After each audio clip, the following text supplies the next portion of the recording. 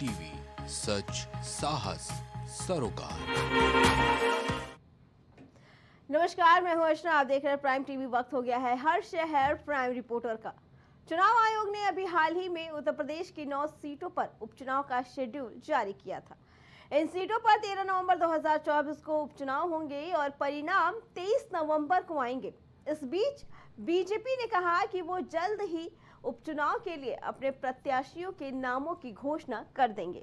उपचुनाव को लेकर भारतीय जनता पार्टी आज उम्मीदवारों की सूची जारी कर सकती है। तो वहीं सूत्रों ने दावा किया कि भाजपा पार्टी आज अपने प्रत्याशियों की लिस्ट जारी कर सकती है।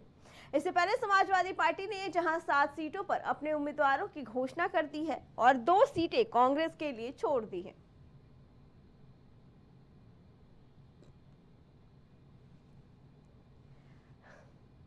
बता दें कि कांग्रेस ने जहां 7 प्रत्याशियों के नामों की घोषणा कर दी है, वहीं पे गाजियाबाद और खैर सीट कांग्रेस के लिए छोड़ रखा है। अब देखना यह है कि क्या कांग्रेस उन 2 सीटों पर चुनाव लड़ने के लिए अपने प्रत्याशियों के नामों की घोषणा करती है या बाकी की 2 सीटें भी वो सपा को देकर सपा को सपोर्ट करेगी।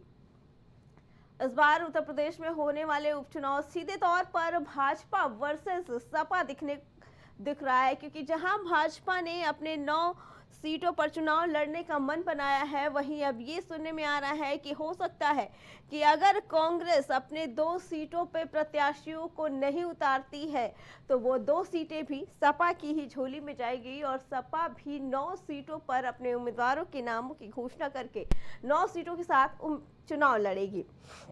बता दें कि इस बार के उपचुनाव की 9 सीटों पर की घोषणा हो चुकी है। होने वाले उपचुनाव से माना जा रहा है कि इस बार का उपचुनाव कांटे की टक्कर मानी जा रही है भाजपा और सपा को लेकर। जहां सपा ने अपने 7 उम्मीदवारों के नामों के ऐलान कर दिया, तो वहां अभी तक भाजपा ने अपने प्रत्याशियों की सूची जारी नहीं किया है।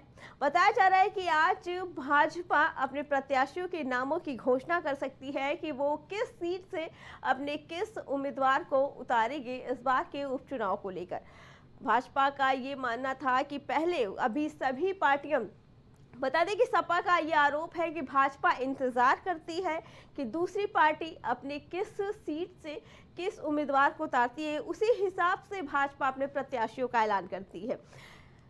जहां पे सपा और बसपा ने अपने उम्मीदवारों के नामों की घोषणा कर दी है, तो वहीं भाजपा ने अभी तक अपने किसी उम्मीदवार के नाम की घोषणा नहीं की। और आज ये सूचना बता रही है, सूत्रों के हवाले से ये सूचना मिली है कि आज हो सकता है कि भाजपा भी अपने 9 प्रत्याशियों के नामों का ऐलान कर दे। इस पे आगे जानकारी देने के लिए हमारे साथ हमारे संवाददाता राजेश जुड़ चुके हैं। राजेश, जहां पे भाजपा ने अभी तक किसी भी नाम की घोषणा नहीं की, वहीं सपा और बसपा की तरफ से कुछ प्रत्याशियों के नाम सामने आए हैं। क्या लगता है कि आज भाजपा सूची जारी कर सकती है अपने प्रत्याशियों के नामों की?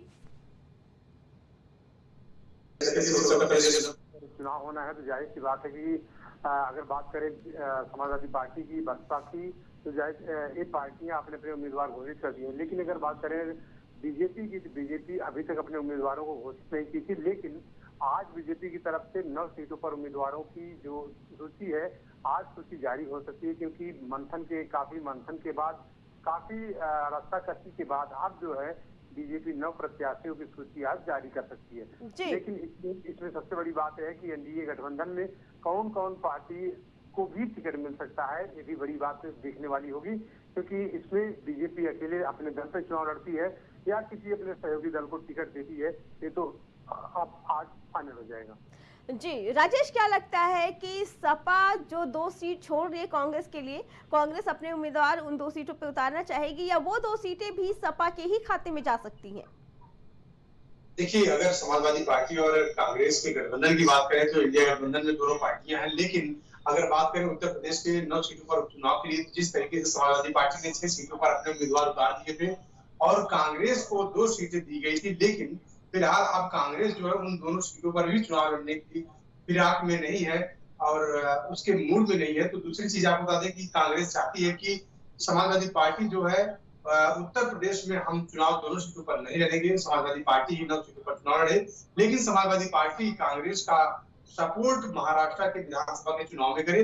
लेकिन अब इस पे देखने वाली बात हुई कि समाजवादी पार्टी क्या वहां पर सिर्फ चुनाव मतलब सपोर्ट ही करती है या महाराष्ट्र में भी 10 से 12 सीटों पर चुनाव लड़ने की घोषणा करती है। जी राजेश, क्योंकि जो सीटें छोड़ी गई हैं कांग्रेस के लिए गाजियाबाद और खैराबाद, वहां पे प्रदर्शन अच्छा नहीं रहा है कांग्रेस का, क्या कहना है इसके बारे में?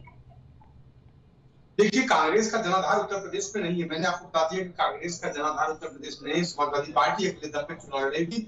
अगर कांग्रेस इंडिया गठबंधन के साथ चुनाव लड़ती तो कहीं कहीं देखा जाता है कि समाजवादी पार्टी के साथ में हो सकता है कि कांग्रेस की भी नैया पार लग जाती है। लेकिन फिलहाल जिस तरीके से अब कांग्रेस ने साफ साफ मना कर दिया है कि कांग्रेस अब उत्तर प्रदेश में चुनाव नहीं लड़ेगी इन उपचुनाव चुनाव में, तो जाहिर सी बात है उसको लेकर कांग्रेस ने समाजवादी पार्टी से कहा है कि समाजवादी पार्टी महाराष्ट्र के विधानसभा के चुनाव में कांग्रेस का सपोर्ट करे और कांग्रेस जो है उत्तर प्रदेश के 9 सीटों पर जो चुनाव हो रहा है इस चुनाव में अपनी भागीदारी नहीं देगी। जी राजेश, और भाजपा जो दरार लाने की कोशिश कर रही थी अपने बयानबाजी के जरिए सपा और कांग्रेस को लेकर, क्या लगता है कि सीट बंटवारे को लेकर भी वो जोड़ी टूटने वाली नहीं, बरकरार रहेगा गठबंधन? देखिए, अगर बात करें गठबंधन की समाजवादी पार्टी और कांग्रेस की, तो जिस तरीके से अभी कल अखिलेश यादव ने प्रेस कॉन्फ्रेंस किया था, अखिलेश यादव ने साफ साफ कह दिया था कि जो भी चुनाव लड़ा जाएगा वो इंडिया गठबंधन के बैनर तले लड़ा जाएगा। तो जाहिर सी बात है कि अगर बड़े नेता जो आला कमान है समाजवादी पार्टी के, आला कमान है जो कांग्रेस के, तो जाहिर सी बात है कि अगर इन चीजों को देखा जाए तो बिल्कुल अभी कोई इस तरीके का मनमुटाव सामने नहीं आया है। तो भैया नेता कुछ भी बोलते हैं, उन चीजों पर, उन बातों पर विचार नहीं किया जा सकता, क्योंकि जिस तरीके से अगर जो बड़े नेता है, जो आला कमान है पार्टी के, जो राष्ट्रीय अध्यक्ष है पार्टी के, अगर वो ऐसी बातें कर रहे हैं कि दोनों पार्टियां या इंडिया गठबंधन एक साथ में चुनाव लड़ेगा, तो जाहिर सी बात है कोई मनमुटाव दोनों पार्टियों में नहीं है। अब हाँ, ये देखने वाली बात होगी कौन पार्टी कितने सीटों पर चुनाव लड़ सकती है। ठीक है जी राजेश, आपका बहुत बहुत धन्यवाद। तो देखना यह है कि आज भाजपा अपने उम्मीदवारों के नामों की घोषणा करती है या नहीं।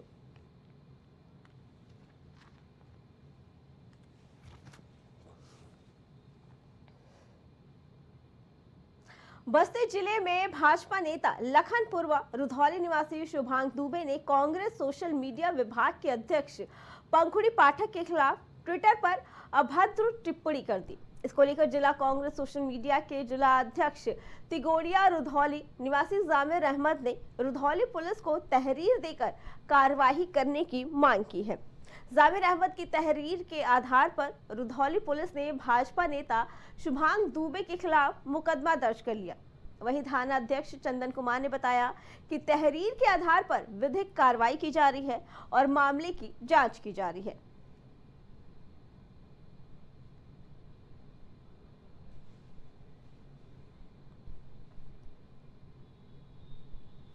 उपचुनाव को लेकर कांग्रेस दबाव बनाने में कामयाब रही। कांग्रेस की प्रेशर पॉलिटिक्स के सामने सपा फूलपुर सीट भी देने के संकेत दे चुकी है। बता दें, सपा कांग्रेस का गठबंधन कायम रहेगा, लेकिन चुनाव लड़ने पर अभी भी संशय बना है। उपचुनाव पर अंतिम फैसला बुधवार को होगा। तो वहीं कांग्रेस के प्रदेश अध्यक्ष अजय राय और प्रदेश प्रभारी आज दिल्ली रवाना हो गए। बताया जा रहा है कि उपचुनाव में शामिल 10 सीटों में कांग्रेस ने 5 सीटों पर चुनाव लड़ने का दावा किया था, लेकिन समाजवादी पार्टी ने फूलपुर के साथ साथ 7 सीटों पर अपने उम्मीदवार उतार दिए हैं। कांग्रेस को सिर्फ गाजियाबाद और खैर विधानसभा सीट दी गई। इसकी घोषणा भी सपा की ओर से ही की गई है। अभी तक इस पे कांग्रेस का कोई बयान नहीं आया है।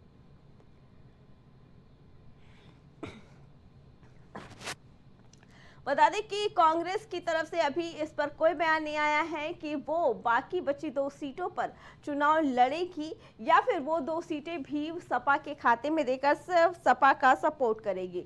बता दें, उपचुनाव की तारीखों का ऐलान हो गया है और जैसे ही हरियाणा के चुनाव के नतीजे आए थे, सपा ने बिना कांग्रेस की जानकारी के ही अपने 7 सीटों पर उम्मीदवार उतार दिए थे, जिनके बाद ये अटकलें लगाई जा रही थी कि सपा और कांग्रेस का गठबंधन टूटने की कगार पे है।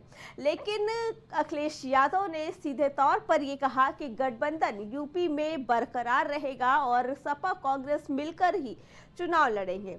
इस बीच अभी तक कांग्रेस की तरफ से किसी तरह का कोई बयान नहीं आया है, लेकिन जहां पे कांग्रेस 5 सीटों की मांग कर रही थी, वहां पे अब सपा ने कांग्रेस को 2 सीटें ही दी हैं। बता दें वो 2 सीटें गाजियाबाद और खैर हैं, जिसपे कांग्रेस का प्रदर्शन पिछले मुकाबले अच्छा नहीं रहा। इसी पे आगे जानकारी देने के लिए हमारे संवाददाता अभिनव हमारे साथ जुड़ चुके हैं। अभिनव, जहां कांग्रेस 5 सीटों की मांग कर रही थी, वहीं अब सपा उन्हें 2 सीट दे रही है।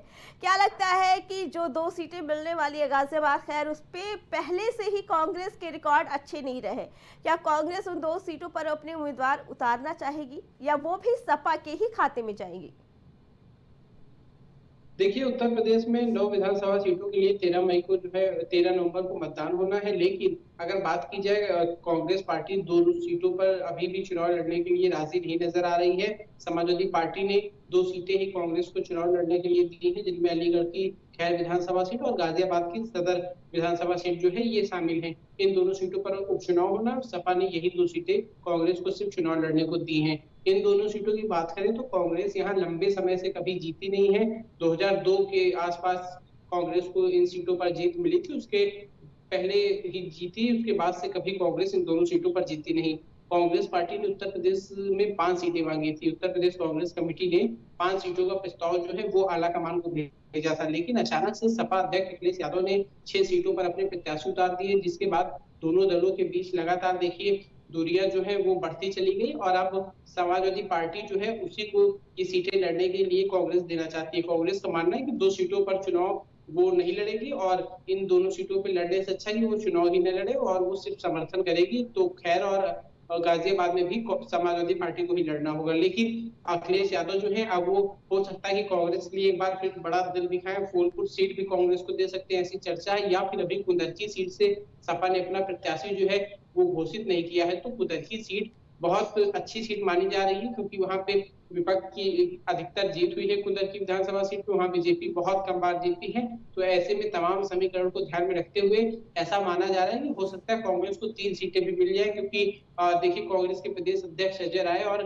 प्रदेश प्रभारी यूपी जो चुनाव प्रभारी है अविनाश पांडे, दोनों लोग दिल्ली पहुंच चुके हैं और वहां आला कमान से बातचीत कर रहे हैं। इधर अखिलेश यादव लगातार लखनऊ में पदाधिकारियों से बैठक कर रहे हैं। तो निश्चित रूप से आने वाले समय में एक सही निर्णय पे कह सकते हैं कि दोनों पार्टियां खड़ी होंगी, क्योंकि देखिए आज 23 तारीख को हो गई है, तो 2 दिन का वक्त और बचा नामांकन में। कल और परसों से नामांकन होना, परसों आखिरी दिन है नामांकन का। 4 बजे जो है नामांकन खत्म हो जाएगा, 3-4 बजे के करीब, और फिर उसके बाद कोई नामांकन नहीं हो सकेगा। लेकिन अब तक जो प्रत्याशी है वो मैदान से गायब है। ऐसे में दोनों राजनीतिक दलों के लिए बहुत चिंता का विषय है और बहुत कम समय इनके पास भी तैयारियों के लिए रहेगा। जी अभिनव, जहां की गठबंधन टूटने की बात कही जा रही है, तो वही सपा ने तो अपनी तरफ से ये सफाई दी है कि गठबंधन नहीं टूटेगा और सपा कांग्रेस साथ मिलकर लड़ेंगे। लेकिन राहुल गांधी का अभी तक इस पे कोई बयान नहीं आया है, ना तो सीटों को लेकर ना ही गठबंधन को लेकर। क्या कहना है इसके बारे में? देखिए, सपा अध्यक्ष अखिलेश यादव लगातार कह रहे हैं कि वो गठबंधन नहीं टूट रहा है, कोई इंडिया गठबंधन साथ मिलकर 9 सीटों पर लड़ेगा। यही बात जो है उत्तर प्रदेश कांग्रेस के अध्यक्ष अजय राय भी कह रहे हैं कि 9 सीटों पर इंडिया गठबंधन चुनाव लड़ेगा और जीतेगा। राहुल गांधी क्योंकि केंद्रीय आला कमान है वो कांग्रेस पार्टी में, तो हो सकता हो कि उस चुनाव में इतना दखल ना दे, लेकिन राहुल गांधी ने अब तक इस पे कोई बात नहीं कही और ऐसा माना जाता है कि अखिलेश और राहुल जब उपचुनाव को लेकर बात करते हैं तो तमाम चीजें सॉल्व हो सकती है। लेकिन अभी भी कांग्रेस का जो आला कमान है वो यूपी के उपचुनाव में बिल्कुल भी दखल नहीं दिया। सब कुछ उत्तर प्रदेश कांग्रेस कमेटी यहीं से कर रही है और इसीलिए अभी तक जो चीजें हैं वो पूरी तरीके से कह सकते हैं सुनियोजित नहीं हो पाई हैं। और देखने वाली बात है कि कांग्रेस पार्टी को अंततः कितनी सीटें मिलती हैं या फिर कांग्रेस पार्टी उन दोनों सीटों पर भी नहीं लड़ती, क्योंकि खैर और गाजियाबाद में अगर कांग्रेस चुनाव नहीं लड़ेगी तो उसमें सपा को वहां अपना प्रत्याशी उतारना होगा। ऐसा तो है नहीं कि वहां निर्विरोध बीजेपी जीत जाएगी, सपा वहां पे कैंडिडेट उतारेगी। और अभी भी समाजवादी पार्टी में कल तक देखिए हम लोग मौजूद थे, वहां तमाम जो दावेदार हैं वो अभी भी खैर और गाजियाबाद के डटे हुए हैं। उनको आशा है कि कांग्रेस अगर नहीं लड़ रही है तो सपा उनको टिकट दे, क्योंकि देखिए लड़ने वालों की तो कमी की नहीं है बिल्कुल समाजवादी पार्टी में कांग्रेस के साथ, लेकिन ये बहुत एक बड़ी समस्या है कि उसका संगठन जो है वो उत्तर प्रदेश में उतना ज्यादा नहीं है, तो उसको कैसे गाजियाबाद और खैर सीट पे जीत हासिल होगी। इसके अलावा वो जो सीटें चाह रही थी वो सीटें उसे मिली नहीं, फूलपुर मंझवा जैसी सीटें, तो इसीलिए वो और आहत है और इस चुनाव से हो सकता है कि वो बाइकआउट और वॉकओवर कर जाए। जी अभिनव, आपका बहुत बहुत धन्यवाद। तो जहां एक तरफ सपा ने अपने 7 उम्मीदवारों के नामों की घोषणा कर दी है, वहीं अभी तक कांग्रेस ने 2 सीटों को लेकर मंथन बरकरार है और अभी तक इस पे कोई फैसला नहीं लिया है। बहराइच में हिंसा बेकाबू होने का एक और कारण और वीडियो के रूप में सामने आया है। इस वीडियो में दिख रहा है कि आगजनी और पथराव कर रही भीड़ को तितर बितर करने के लिए पुलिस को मिला टीयर गैस गन चल ही नहीं पाया। मौके पर पहुंचे सीओ ने इस गन को खुद चलाने की कोशिश की लेकिन चल नहीं पाया। इस पर सिपाहियों को डांटते भी नजर आ रहे थे। गन नहीं चलने पर भीड़ पथराव करते हुए सीओ और कई पुलिस वालों की तरफ बढ़ जाती है। इस पर सीओ को घर में छिपकर भीड़ से अपनी जान बचानी पड़ी। बताया जा रहा है कि बहराइच के महाराजगंज कस्बे में दुर्गा प्रतिमा विसर्जन जुलूस के दौरान रामगोपाल मिश्रा की गोली मार दी गई थी। इसके बाद भीड़ उग्र हो गई और भीड़ ने पथराव और आगजनी शुरू कर दी। भीड़ को काबू करने के लिए पहुंचे तत्कालीन सीओ रुपेंद्र गौड़ ने पुलिस जवान के हाथ से टीयर गैस खुद लेकर चलाने की कोशिश की ताकि भीड़ को तितर बितर किया जा सके। सोशल मीडिया पर वायरल हो रहे वीडियो में दिख रहा है कि सीओ टीयर गैस गन चलाने की कोशिश कर रहे हैं लेकिन वो चला नहीं पाते। इस पर वो सामने खड़े सिपाही से कड़े शब्दों में ये कहते सुनाई पड़ते हैं कि ये चल क्यों नहीं रहा है, जिसके बाद भीड़ उग्र होती उनकी तरफ बढ़ गई और उन्हें अपनी जान बचाने के लिए एक घर में छिपना पड़ा।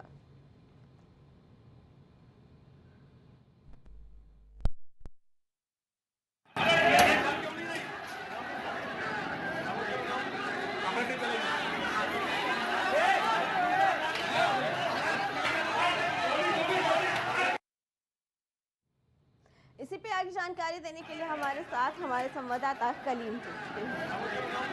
कलीम, बहराइच हिंसा को कई दिन हो गए हैं लेकिन आए दिन इस हिंसा के कई वीडियो वायरल हो रहे हैं। इसमें अब ये नया वीडियो जिसमें टीयर गैस नहीं चला पा रहे सीओ, क्या कहना है इसके बारे में? देखिए, फिलहाल जिस तरीके से अर्चना जी ये बात की जाए, जो बहराइच में जो हिंसा हुई थी, हिंसा के दौरान जिस तरीके से हिंसा को रोकने का जो प्रयास किया जा रहा था, उस दौरान जो भीड़ को तितर बितर करने के लिए टीयर गैस चलाई जाती है, लेकिन अगर उस गन की बात की जाए तो वो पूरी तरीके से खराब होना बताई जा रही थी। क्योंकि सोशल मीडिया पर जिस तरीके से तस्वीरें वायरल हुई हैं, देखिए जिस तरीके से बहराइच में जो हिंसा के बीच की जो एक तस्वीर वायरल हो रही है, उस तस्वीर में साफ तौर से सीओ की जो तस्वीर है वो दिख रही है कि टीयर गैस जो गन है उसको हाथों में लिए हुए हैं लेकिन वो चल नहीं रही और इसी के दौरान वो आग बबूला होते हुए एकाएक सिपाही पर जो हुंकार भरते हुए भी नजर आ रहे हैं। लेकिन उसी बीच अगर बात की जाए जो पथराव की स्थिति थी, उस दौरान जो सीओ थे उन्होंने खुद को एक कमरे में कैद करके अपनी जान बचाने का प्रयास भी किया था। लेकिन अगर बात किया इस मामले में जो कार्रवाइयों को लेकर के उन सभी की तस्वीरें सामने आई थी, लेकिन एक सवाल ये उठता है कि जिस तरीके से निरीक्षण किया जाता है, निरीक्षण करने के दौरान ये जो शस्त्र होते हैं, उन शस्त्र की जो बात की जाए, उन शस्त्रों को परखा जाता है कि चल रहे हैं या नहीं चल रहे। इन शस्त्रों का जो भीड़ में या दंगे में इन जगहों पर जो इस्तेमाल होता है, लेकिन इन सभी लापरवाहियों के बीच जो तस्वीर देखी गई है, उस तस्वीरों को लेकर के लगातार जो आलोचनाएं हैं वो सोशल मीडिया पर देखने को मिल रही हैं। जी कलीम, बिल्कुल। और जिस तरीके से ये दिख रहा है कि खुद वो चला नहीं पा रहे टीयर गैस, क्योंकि जब ये पहले से बताया गया था कि सारी सुविधा रखना है, सावधानी रखनी है, तो फिर क्यों इतनी बड़ी लापरवाही है? तो क्या लगता है कि जो बहराइच हिंसा हुई कहीं ना कहीं वो एक साजिश के तौर पर कराई गई थी? देखिए, साजिश के तौर पर अगर हिंसा की बात की जाए तो उसको लेकर के जो एफआईआर दर्ज हुई है, तो एफआईआर दर्ज में साफ तौर से इस बात का जिक्र किया गया है क्योंकि बीजेपी के जो विधायक हैं उन्होंने बीजेपी के जो युवा मोर्चा अगर बात की जाए उनके खिलाफ जिस तरीके से मुकदमा दर्ज कराया है नामजद, और उसमें ये दर्शाया है कि ये जो हिंसा थी, हिंसा को भड़काने का पूरी तरीके से जो साजिश की बात की है वो साजिश की गई थी और इस साजिश में जो लोग थे उनका नाम सामने आया था। और इसी की बात पर अगर बात की जाए साजिश को लेकर के तो कई तस्वीरें और सामने आ रही जिसमें आरोप प्रति आरोप भी लगते हुए नजर आए हैं। फिलहाल अब देखना यह है कि जिस तरीके से जो तस्वीरें सोशल मीडिया के माध्यम से लगातार सामने आ रही है, उन तस्वीरों की आखिर जो जांच की बात की जाए तो जांच के बाद क्या कुछ सामने आता है या फिर जो तस्वीर छुपे हुए कैमरे के बीच जो तस्वीरों में अपने बयान देते हुए नजर आ रहे हैं उनके खिलाफ क्या कुछ एक्शन होता है या फिर जिन पुलिसकर्मियों का नाम सामने आ रहा है इस हिंसा को भड़काने के पीछे या फिर शय देने के बात पर, तो उनके खिलाफ क्या कुछ कार्रवाइयां होती हैं। जी कलीम, लेकिन ये सवाल जरूर उठता है कि जिस पुलिस के ऊपर जनता की सुरक्षा का दारोमदार रहता है, उसी पुलिस को जो शस्त्र दिए जाते हैं वो इस तरीके से नाकाम होते नजर आ रहे हैं। देखिए, फिलहाल जिस तरीके से अगर नाकाम होने की बात की जाए, कई शस्त्रों की ऐसी भी तस्वीरें सामने आई हैं कि जब जो अधिकारी हैं वो अधिकारी जब वो निरीक्षण करते हैं तो उस दौरान जो शस्त्रों को परखा जाता है तो कई शस्त्र खराब मिलते हैं या फिर कुछ शस्त्र ऐसे देखे जाते हैं जो पुलिसकर्मियों को चलाने के निर्देश जाते हैं लेकिन वो चला ही नहीं पाते, यानी कि यूं कहा जाए कि उनको ट्रेनिंग पूरी नहीं दी जाती है। और इन सभी चीजों को लेकर के कई बार तस्वीरें भी सोशल मीडिया पर वायरल हो चुकी हैं। लेकिन अब ये जो हिंसा के बीच की जो तस्वीर सामने आई है ये अपने आप में एक बड़ा सवाल खड़ी करती हुई नजर आ रही है और अधिकारियों पर भी एक सवाल चिन्ह भी लागे खड़ा कर रही है। जी कलीम, और देखने वाली बात है कि जिस तरीके से ये वीडियो सामने आया है, एक बार फिर बहराइच हिंसा में पुलिस की जो स्थिति है वो संदिग्ध नजर आती है कि क्यों नहीं पहले ये सारी चीजें जांच परख की गई। देखिए, जो वो पुलिस की तस्वीरों की संदिग्धता की बात की जाए तो उसको लेकर के जाहिर सी बात है कि जो सवाल खड़े हो रहे थे विपक्ष की अगर बात की जाए, विपक्ष भी इस मामले को लेकर के हमलावर हुआ था। तो कहीं ना कहीं ये साफ है कि ये जो साजिश है, इस साजिश में कहीं ना कहीं जो बड़ी तस्वीर है वो भी सामने आ रही है और इस साजिश के पीछे जो वजह है वो अभी तक साफ नहीं हो पाई है कि आखिर ये साजिश को रचने वाला कौन था। क्योंकि अभी तक इस मामले में फिलहाल कार्रवाइयां हो रही हैं लेकिन जो मुकदमा दर्ज हुआ है उस मुकदमे के आधार पर अभी तक जो गिरफ्तारियों की बात की जाए, गिरफ्तारी नहीं हो पाई है। और अगर बात की जाए जिस तरीके से राम गोपाल की जो हत्या हुई थी उस हत्या के पीछे भी कई आरोप लग रहे थे और कई चीजें देखी जाए थी, लेकिन अभी उस मामले में भी जो बात की जाए कार्रवाई को लेकर के तो उसकी भी तस्वीरें साफ नहीं हो पाई। लेकिन हाँ, गिरफ्तारियां कई हुई हैं और गिरफ्तारियों के आधार पर जो कार्रवाइयों की बात की वो कार्रवाई हुई, लेकिन मुख्य आरोपी की बात की जाए तो वो मुख्य आरोपी अभी कौन है इसका साफ नहीं हो पाया है। जी कलीम, आपका बहुत बहुत धन्यवाद। तो बहराइच हिंसा के कई दिन बाद भी सोशल मीडिया पर हिंसा के कई वीडियो वायरल हो रहे हैं, जिसमें से ये नया वीडियो निकल कर आया जिसमें पुलिस टीयर गैस की गन चला नहीं पा रही है।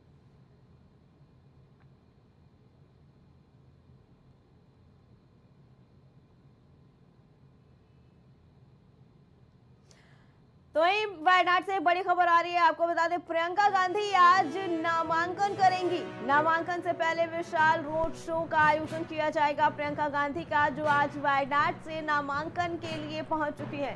सोनिया गांधी, मल्लिकार्जुन खड़गे, राहुल गांधी भी इस नामांकन के दौरान प्रियंका गांधी के साथ मौजूद रहेंगे। बता दें ये बड़ी अपडेट जहां पे आज वायनाड से प्रियंका गांधी अपना नामांकन भरने वाली हैं। बता दें कि वायनाड पे राहुल गांधी के बाद अब प्रियंका गांधी ने वो सीट संभाली है।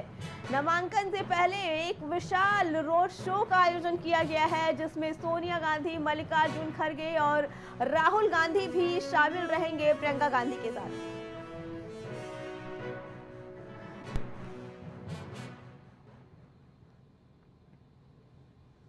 समाजवादी पार्टी के राष्ट्रीय अध्यक्ष और सपा सांसद अखिलेश यादव के जन्मदिन के अवसर पर उत्साहित कार्यकर्ता अपने नेता को बधाई देने के लिए तमाम पोस्टर लगाते हैं, पर अखिलेश के वास्तविक जन्मदिन 23 अक्टूबर को इस बार लगा पोस्टर काफी अलग है। संत कबीर नगर की मेंदावल विधानसभा सीट के जयराम पांडे ने इस बार बधाई देते हुए पोस्टर लगवाया है कि 24 में बरसा जनता पर आशीष, दीवारों पर लिखा है कौन होगा 27 का सत्ताधीश। जिसके बाद इस पोस्टर की चर्चाएं काफी तेजी से हो रही हैं। इस पोस्टर में उन्हें जन्मदिन की बधाई संस्कृत में देते हुए लिखा कि तुम बढ़ते हुए 100 वर्ष जियो, तुम्हारा जीवन उद्देश्यपूर्ण और खुशियों से भरा रहे। हम सभी तुम्हारे लिए ऐसी प्रार्थना करते हैं। जन्मदिन की ढेरों बधाइयां। ये बधाई संदेश अब तक का सबसे ज्यादा चर्चा में है। बताया कि आज अखिलेश यादव के जन्मदिन को लेकर ये बड़ा पोस्टर लगा है जिसमें 27 का सत्ताधीश बनाया गया है अखिलेश यादव को, जो पोस्टर काफी चर्चा का विषय बना हुआ है।